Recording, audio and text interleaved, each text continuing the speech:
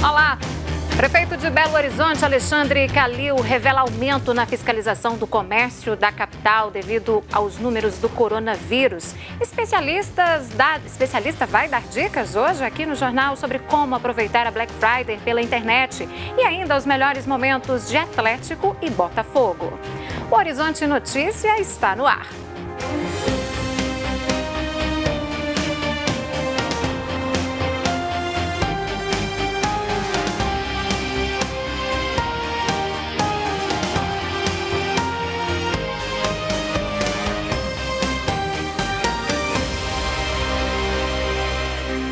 Pesquisa da CDL-BH revela que mais de 70% dos belo-horizontinos pretendem aproveitar a Black Friday e realizar compras pela internet. A expectativa de faturamento do comércio da capital é de cerca de R$ 1,5 milhão de reais, mas fazer compras pela internet exige muitos cuidados. Vamos conferir na reportagem de Gabriele Assis.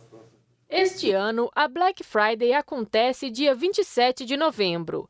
A data levanta diversas expectativas para o comércio, especialmente para um ano em que o setor foi afetado duramente pela pandemia do coronavírus. A pandemia acelerou uma transformação que já vinha acontecendo no comércio brasileiro. As vendas online dispararam com a restrição de circulação de pessoas pelas ruas. E na Black Friday não deve ser diferente. Mas é preciso ter atenção para que a data não se transforme em uma Black Fraud. A atenção desse consumidor é com as ofertas que são encaminhadas a ele através de links. E esses links são enviados para as redes sociais do consumidor, para o seu celular, para o seu e-mail. Então, normalmente, esses links é que trazem consigo sites falsos. Então, se o consumidor tiver interesse de fazer uma compra pelo comércio eletrônico, ele, consumidor, é que deve digitar o nome oficial do site, preferencialmente buscando sites que já são conhecidos no nosso mercado de consumo. Segundo pesquisas de intenção de compras, as pessoas estão animadas para as ofertas da Black Friday. Se o consumidor está, de fato, querendo aproveitar esse momento, ele tem que ter monitorado o preço do produto ao longo das últimas semanas. Guardar os panfletos, conferir no dia do evento se aquele preço de fato que está sendo praticado naquele dia é um bom preço. Ou seja, ele não esteve maior antes. De acordo com especialistas, os consumidores têm que se planejar financeiramente para aproveitar as promoções sem criar dores de cabeça futuras. Uma dica boa para o consumidor é ele fazer a si mesmo 3 perguntas antes da compra do Black Friday. A primeira pergunta: eu tenho dinheiro? Se ele não tiver dinheiro, é para desistir do negócio. A segunda pergunta: eu estou de fato precisando deste produto?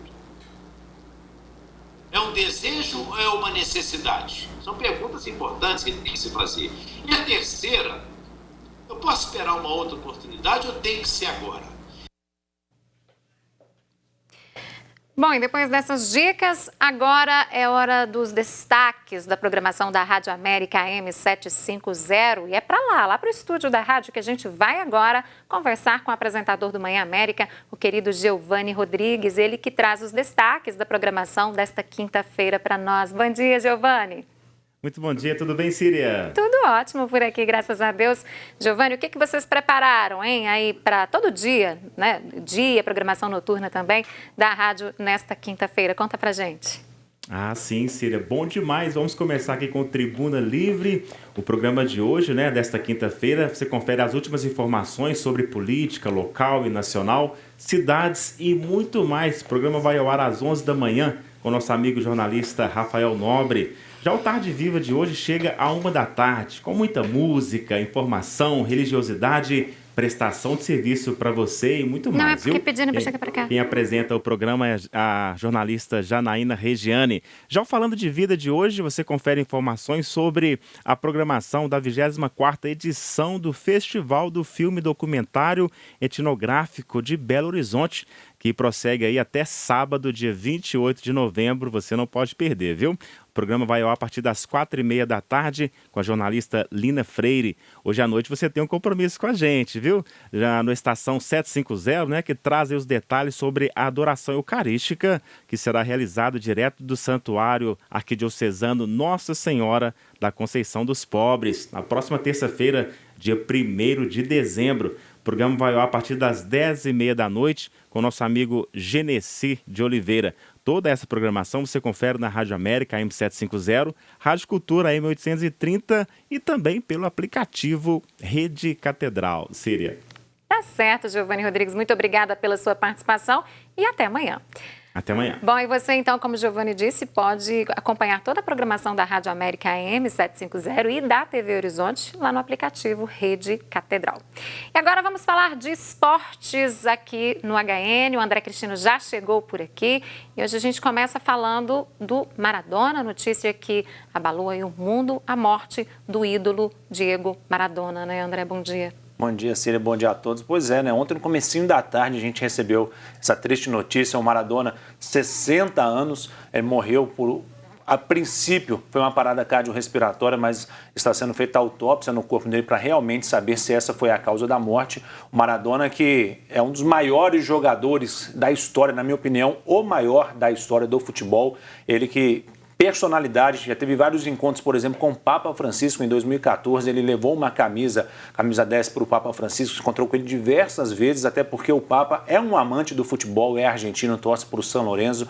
O Maradona, ele mudou a história de Nápoles, o time Nápoles, ele era desconhecido, depois que o Maradona passou por lá, passou a contar no cenário italiano, dividiu a torcida italiana numa Copa do Mundo entre torcer para a Itália ou para a Argentina de Maradona. Então é um cara que dentro de campo deixou muito para o futebol, fora de campo teve suas polêmicas, suas falhas como um ser humano que é, com problemas com droga, mas não apaga o legado dele. O homem morre, mas o ídolo permanece. Tá certo. Milhares de pessoas, como eu conversava mais cedo com a Vanessa aqui no Bom Dia, acompanham, né, o funeral lá na Casa Rosada, na Argentina, de Diego Maradona, né, André? Na Argentina ele era um deus, né? Inclusive tem uma igreja lá, a igreja maradoniana em Buenos Aires, que as pessoas vão lá para rezar pelo Maradona. Então na Itália, na Argentina, em todo o mundo houve comoção com a morte dele. Agora vamos da Argentina, vamos vir aqui para o Brasil. Vamos falar do jogo de ontem, Atlético e Botafogo. Você errou o palpite no final por um gol, né? Pois é, para mim ia dar empate, né? Ia ser 1-1 Botafogo e Atlético. O Atlético venceu por 2-1. Vamos ver os gols da partida. O primeiro gol foi marcado pelo Savarino, aproveitando o cruzamento do Keno. No segundo tempo, o Sacha fez o segundo. O Sacha fez o segundo para o Atlético e o Marcelo Benevenuto descontou para o Botafogo. O Keno podia ter feito o terceiro na cobrança de pênalti, mas o Cavalieri defendeu 2-1. O Atlético segue na liderança do Campeonato Brasileiro e teve um respiro, que o São Paulo teve um jogo atrasado ontem contra o Ceará, empatou, então o Atlético conseguiu abrir um pouquinho de vantagem para o São Paulo, que ainda tem 2 jogos a menos. Tá certo. Rapidamente, quais são os jogos do fim de semana, André? Pois é, o Atlético não joga no final de semana, ele vai jogar só no outro domingo contra o Internacional. Nesse final de semana ele folga, mas tem jogo da Série B. Amanhã, às 7h15 da noite, o América joga fora de casa contra o Oeste. O América que quer se aproximar da Chapecoense, está 4 pontos atrás da líder do campeonato. E o Cruzeiro joga um pouquinho mais tarde, às 9h30 da noite. O Cruzeiro no Mineirão vai receber a equipe do Confiança e o Cruzeiro está cheio de confiança. Venceu a líder Chapecoense na última rodada e quer manter essa boa fase. Faz uma sequência de pelo menos 2 vitórias seguidas. André, muito obrigada e até amanhã. Até amanhã. Bom, o André falava do fim de semana, do próximo domingo, que vai ser marcado por eleições em algumas cidades mineiras. Contagem aqui na região metropolitana, Governador Valadares, Juiz de Fora e também Uberaba, lá no Triângulo Mineiro. Aqui em Belo Horizonte, o Alexandre Calil venceu o primeiro turno, né, com uma vitória expressiva, o que habilitou ele até mesmo a uma futura disputa aí para o governo do estado. Mas até lá, muitas questões ainda devem ser definidas. A gente vai comentar, vai entender mais sobre este assunto no comentário do querido Malco Camargos. Vamos conferir.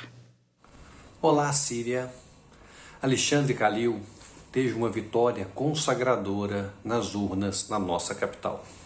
A diferença dele para o segundo colocado foi de mais de 50 pontos percentuais. Este resultado cacifa o atual prefeito reeleito para poder buscar uma vaga no Palácio da Liberdade, ou seja, uma candidatura a governador do estado.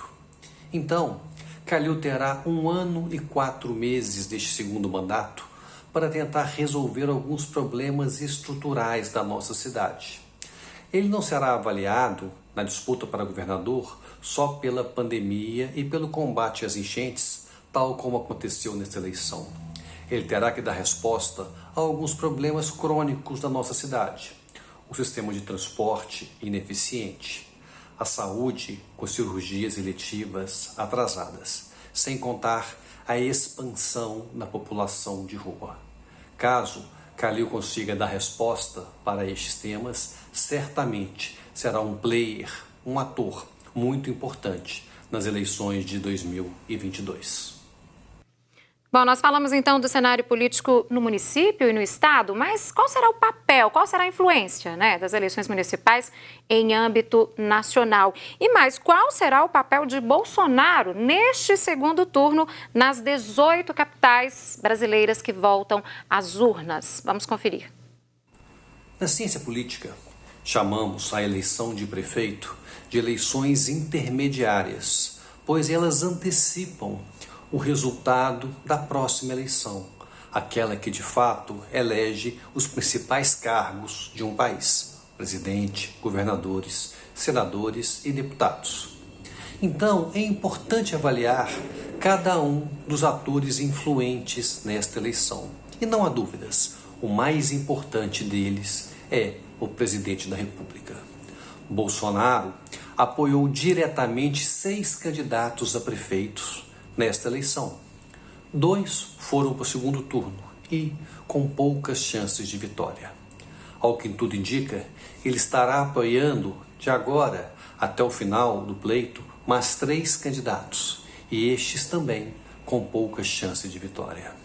Neste sentido, então, fica um recado: o eleitor quer mais do nosso presidente para que ele possa, de fato, ser um candidato competitivo na eleição que está por vir. Um abraço, Síria, e até semana que vem. Muito obrigada, Malco. Até a próxima semana. E agora a gente vai para um rápido intervalo e eu volto já.